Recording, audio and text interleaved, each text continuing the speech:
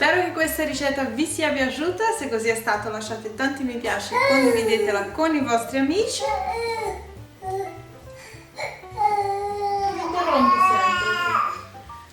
Spero tanto che questa ricetta vi sia piaciuta, se così è stato lasciate tanti mi piace e condividete con i vostri amici questo video. Vi mando un bacio grande grande grande e noi ci rivediamo alla prossima video ricetta di Ricette di Gara.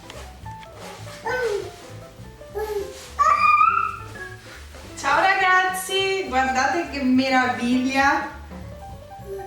Sono tornati i miei adorati carciofi.